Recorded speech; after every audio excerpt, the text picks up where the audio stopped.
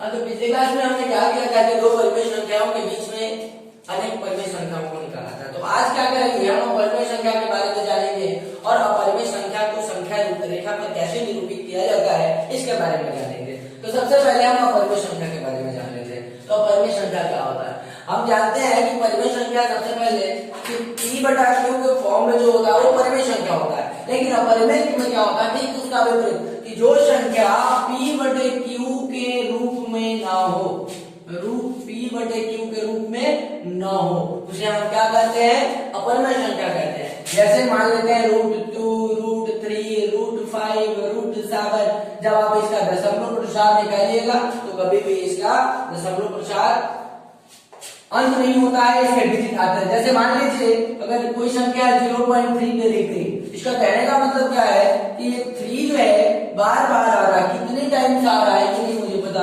आप कह सकते हैं कि ये 3 की जो संख्या है वो इंफिनिटी टाइम्स आ रहा है। तो अब हम संख्या रेखा पर दर्शाएंगे, कैसे संख्या को, अपरिमेय संख्या को दर्शाते हैं इसके बारे में जानेंगे। मान लीजिए कि √2 का संख्या रेखा पर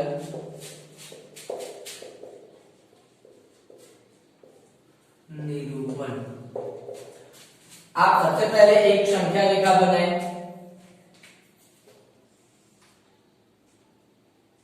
मान लीजिए इसका नाम AB है, इसको दो पार्ट बराबर बराबर पार्टों में बांट लिया है, C पॉइंट दे दीजिए। यहां मान लीजिए A इसको 0, यहां से 1 और ये 2, यानी कि यहां से यहां की जो दूरी है 1 यूनिट है और यहां से यहां की भी दूरी क्या है? 1 यूनिट है। हम क्या करते हैं कि C पर एक लंब खींचते हैं, जिसकी लंबाई जो है वो भी हम लोग 1 यूनिट ही लेंगे, क्योंकि अब 1 का स्क्वायर, ये क्या है अगर माने तो ये आधार है पाइथागोरस प्रमेय से और ये लंब है, ठीक है। तो 1 का स्क्वायर प्लस 1 का स्क्वायर क्या होता है? 1 प्लस 1 यानी कि क्या होता है? √2। तो हम इसको अब मिला देंगे। तो AD बराबर क्या होगा? AD बराबर, पहले लिख लेते हैं कि AC बराबर 1, BC बराबर 1, CD बराबर भी 1 यूनिट, इकाई। उसके बाद हम AD अगर निकालते हैं तो क्या होगा? √1 का स्क्वायर इंटू 1 का स्क्वायर क्या होगा? 1 प्लस 1, यहाँ क्या होता है? √2। अब क्या करना है कि सबसे पहले आप क्या कीजिए कि A क्या है? A केंद्र है और CD क्या है? सॉरी AD क्या है? AD त्रिज्या है।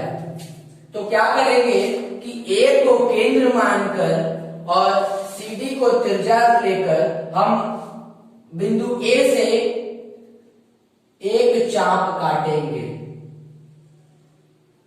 और ये जहां पे कटेगा वो पॉइंट किसको दर्शाएगी? वो हमेशा √2 को दर्शाएगी। हाँ, तो सबसे पहले हम क्या किया है, मैंने स्टेप बाय स्टेप इसे लिख लिया कि संख्या रेखा AB खींचा।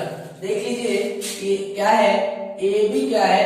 यहां से यहां तक AB एक संख्या रेखा है जिस पर एक बिंदु C लिया। AB पर हमने क्या किया कि एक बिंदु C लिया जहां AC यानी कि यहां से यहां की लंबाई और BC यानी यहां से यहां की लंबाई, दोनों लंबाइयां जो है बराबर है और दोनों एक है। अब क्या किया, उसके बाद बिंदु C पर हमने एक लंब खींचा, CD या DC कह सकते हैं, DC लंब खींचा। क्या लंब खींचा? DC लंब खींचा बिंदु C पर, जिसकी लंबाई भी जो है 1 है। अब क्या किए कि अब बिंदु A से बिंदु D को मिलाया, तो अब बिंदु A से D को मिलाया तो क्या बन गया? AD बन गया। तो पाइथागोरस प्रमेय से हम क्या जानते हैं कि ये क्या है? आधार है, ये लंब है और ये क्या बन गया? कर्ण बन गया। तो कर्ण बराबर क्या होता है? लंब के स्क्वायर जोड़ आधार के स्क्वायर, यानी कि AD बराबर क्या हो गया? √1 का स्क्वायर प्लस 1 का स्क्वायर, तो 1 का स्क्वायर 1 और फिर 1 का स्क्वायर 1, यानी 1 1 क्या होगा √2, यानी कि 80 बराबर √2। अब क्या किए, फिर बिंदु ए को केंद्र, इस बिंदु ए को हमने क्या माना, केंद्र माना, और एडी को त्रिज्या, इस एडी को क्या मान लिए, त्रिज्या मानते हुए हमने क्या किया कि बी से एक चाप संख्या रेखा एबी पर काटा, जो कहां पे कटती है, बिंदु ई पर कटती है। जब बिंदु ई पर कटती है तो ए यानी यहां से यहां तक की जो दूरी है, ये ए क्या हो गया, ए बराबर √2 हो गया। यही संख्या ऐसे हम अगर मान लीजिए √3 होगा, √5 हो, तो इसी तरह हम संख्या रेखा पर दर्शाएंगे। चलिए हम देखते हैं परिमेय संख्याओं का दशमलव प्रसार। ये परिमेय संख्याओं का दशमलव प्रसार क्या होगा, तो परिमेय संख्याओं का दशमलव प्रसार दो प्रकार क्या होता है। पहला जो है शांत आवर्ती होता है, शांत आवर्ती जिसको हम टर्मिनेटिंग भी कहते हैं, और दूसरा क्या होता है, ये पहला, और दूसरा जो है वो होता है अशांत अनावर्ती। आप ध्यान रखेंगे, पहला शांत आवर्ती और दूसरा अशांत अनावर्ती। अब शांत आवर्ती किसको कहेंगे और अशांत अनावर्ती किसको कहेंगे, तो शांत आवर्ती कहते हैं कि जिस परिमेय संख्या का हर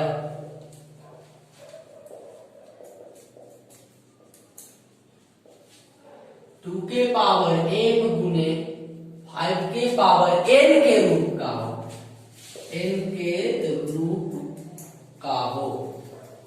मान लीजिए कि कोई परिमेय संख्या है और उसका हर जो है, जब हर का हम गुणनखंड निकाले तो 2 के पावर m और 5 के पावर n के रूप का जब आ जाए, तब हम क्या कहेंगे कि वो उस संख्या का दशमलव प्रसार शांत आवर्ती है। जैसे एग्जाम्पल की बात कर लेते हैं, अगर 9/20 है, 9/20, तो आप हर का गुणनखंड निकाल लीजिए, हर कितना है 20, 20 का गुणनखंड निकालते हैं तो 2 गुने 2 गुने 5 आता है, यानी कि 9/2 के पावर 2 गुने 5 के पावर 1।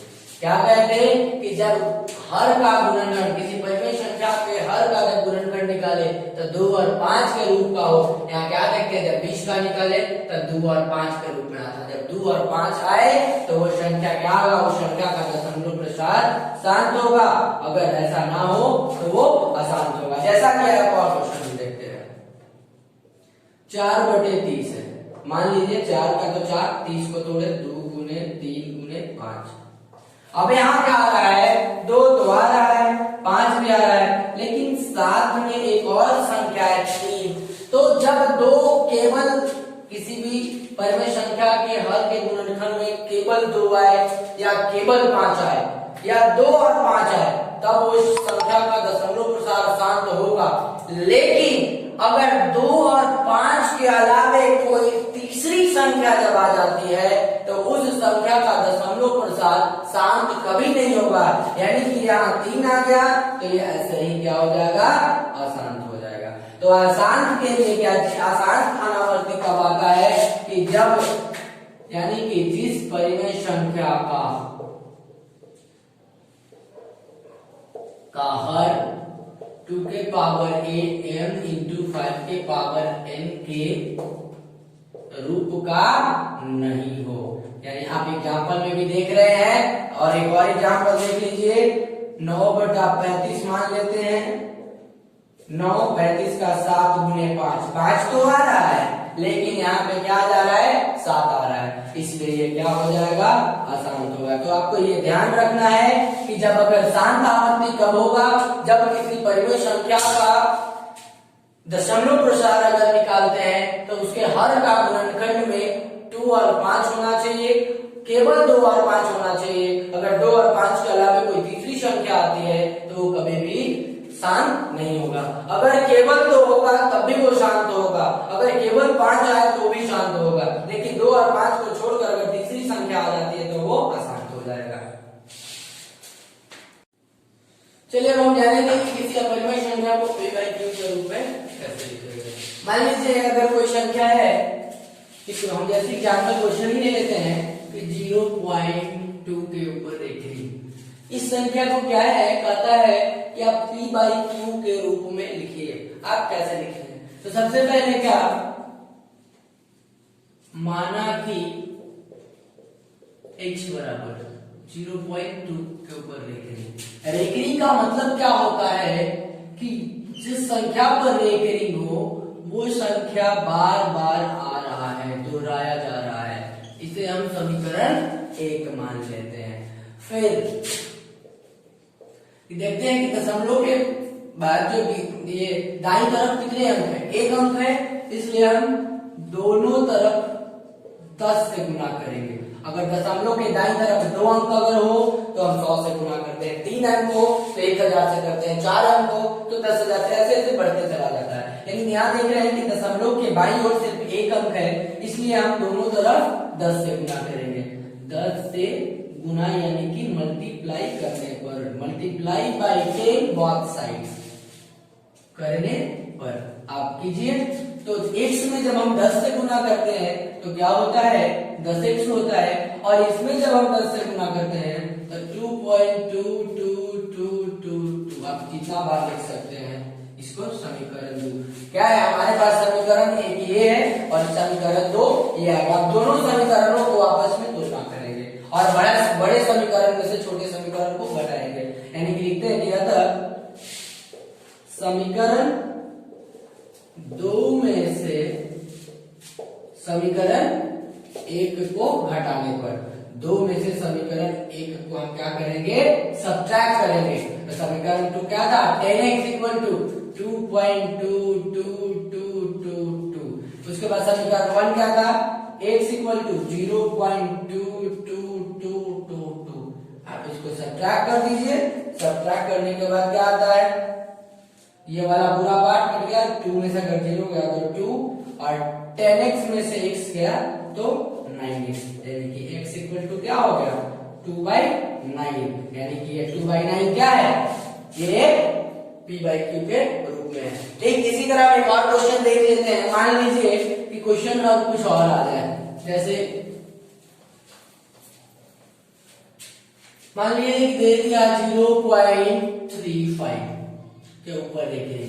अब ऐसे क्वेश्चन दे दिया तो अब हम क्या करेंगे, कुछ नहीं, बस सीधा इसी को यूज करेंगे कि माना कि x बराबर 0.35 के लिखेंगे, यानी कि x बराबर क्या, 0. दोनों संख्याओं पर देखेंगे, यानी कि हम इस संख्या, दोनों संख्याएं जो है बार बार आ रही है। ये हो गया समीकरण 1। अब क्या है, देखते हैं कि दशमलव के दाईं तरफ 2 नंबर है। तो हम पिछले क्वेश्चन में बताया था कि जब 1 नंबर हो तो 10 से गुना करते हैं, और दशमलव के दाईं तरफ जब 2 संख्याएं हो तो 100 से गुना करते हैं। यानी क्या लिखेंगे कि दोनों तरफ 100 से मल्टीप्लाई करने पर, अब हम मल्टीप्लाई करेंगे, देखते हैं मल्टीप्लाई करके, तो 100 से जब मल्टीप्लाई करें x में तो 100x हो गया, और 100 में इससे गुना किए तो 35.353535। आप जितने बार ऊपर लिखे उतना ही बार नीचे आप लिख लीजिए। अब समीकरण 2 में से समीकरण 1 को घटाइए, अतः समीकरण 2 में से समीकरण 1 को घटाने पर आप घटाइए तो क्या होता है, 100x, इधर क्या होगा x, 35.353535, यहाँ 0.353535। अब घटाना है,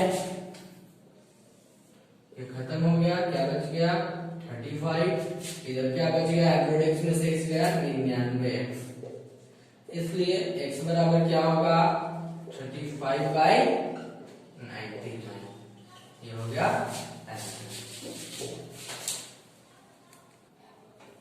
चलिए हम पहले देख चुके हैं कि दो परिमेय संख्याओं के बीच में परिमेय संख्या कैसे निकालते हैं, लेकिन आज हम क्या देखेंगे कि दो अपरिमेय संख्याओं के बीच में अपरिमेय संख्या कैसे निकालते हैं। मान लीजिए कि क्वेश्चन है कि √2 और √3 के बीच दो अपरिमेय संख्या निकालें, तो अब कैसे निकालें। सबसे पहले क्या करेंगे कि √2 वैल्यू का कोई अप्रॉक्स वैल्यू जो लगभग में आता है उसे हम लिख लेंगे। क्या होगा कि 1.4142 √2 का वैल्यू होता है। उसी तरह √3 का क्या आता है 1.7321। ये डॉट डॉट डॉट का मतलब है कि ये डिजिट यहीं पे खत्म नहीं हो रहे, और भी डिजिट ये लिखे जा सकते हैं, लेकिन हमने यहीं पे छोड़ दिया है। अब क्या करेंगे कि √2 का जो ये दशमलव प्रसार है, ये √3 का जो दशमलव प्रसार है, दोनों के बीच की कोई संख्या ले लेंगे। मान लीजिए कि यहाँ पे 1.41 है, यहाँ पे 1.73 है, तो दोनों के बीच की संख्या मान लीजिए कि 1.51 ले लिए। कुछ भी हम ले सकते हैं, 1.61 भी ले सकते हैं, 1.48 भी लिख सकते हैं, यानी कि हमें जो संख्या मन करे हम बीच से कोई भी संख्या लिख सकते हैं। अब यहाँ से आपको हमें कितना 2 लिखना था, अब लिख दिया 1.51। मैंने वहां भी पहले मान लिया था 1.51, उसके बाद 01, 001, 001, ऐसे करके हम इसको लिखते जाएंगे। 1.51, 02, 002, 002, माने तीसरा लिखना होगा तो 1.51, 03, 003, 003, चौथा लिखना होगा या 10वां लिखना। इस तरह से हम कितने भी अपरिमेय संख्या दो अपरिमेय संख्याओं के बीच में लिख सकते हैं। चलिए, तो आज के लिए इतना ही। अब अगली क्लास में अगले वीडियो के साथ मिलेंगे। चैनल को लाइक और सब्सक्राइब करें और धन्यवाद।